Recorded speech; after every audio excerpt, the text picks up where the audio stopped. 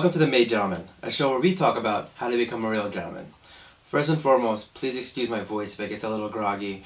I've been a little sick the past couple of days, kind of woke up with a frog in my throat. So today's show is going to be talking about being knowledgeable. So I believe that a real gentleman should continue to learn on an everyday basis, no matter what the subject is.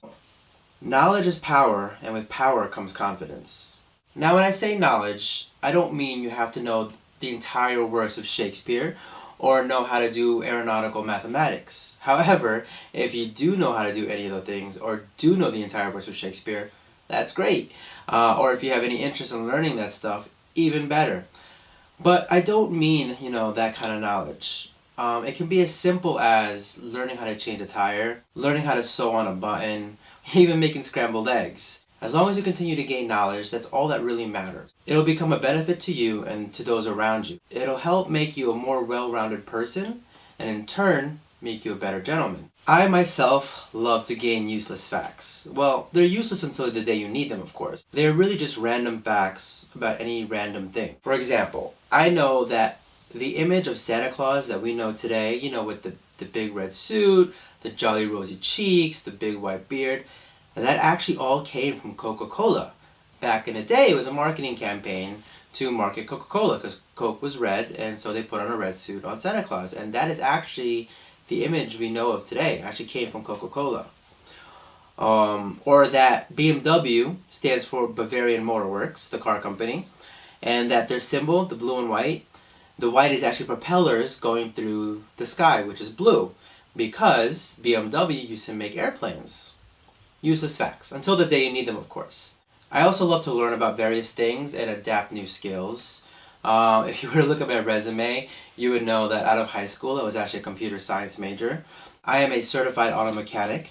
I got my real estate license. I was a nursing major. I also worked in the hospitals. I have my associate's degree in business administration. I've been a luxury retail manager for the past 8 years. I am a photographer. I used to do personal styling. And I can cook. There's an array of other things that I can actually do. However, the point that I'm trying to make is that every little thing that you know, any little thing that you can do, adds value to your life. It benefits you.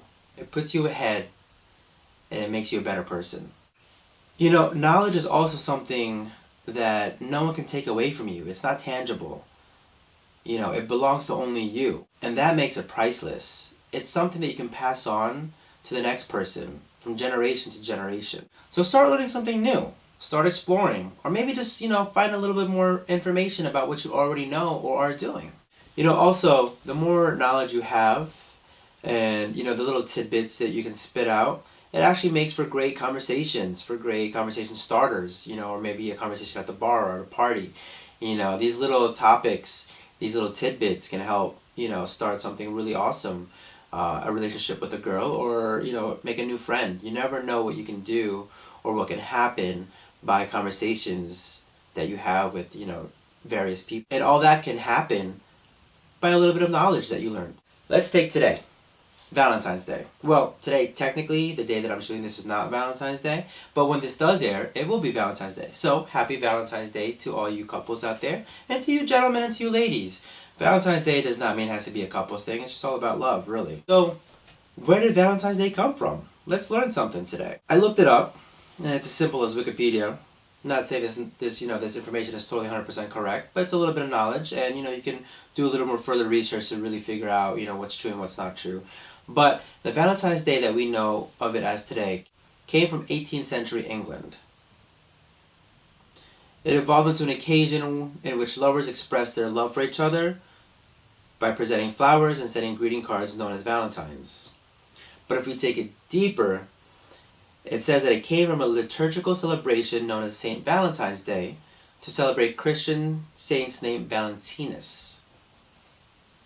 While looking it up, I also found an interesting story where it says that the Saint Valentine of Rome said that he was imprisoned for performing weddings for soldiers who were forbidden to marry, and for ministering to Christians who were persecuted under the Roman Empire.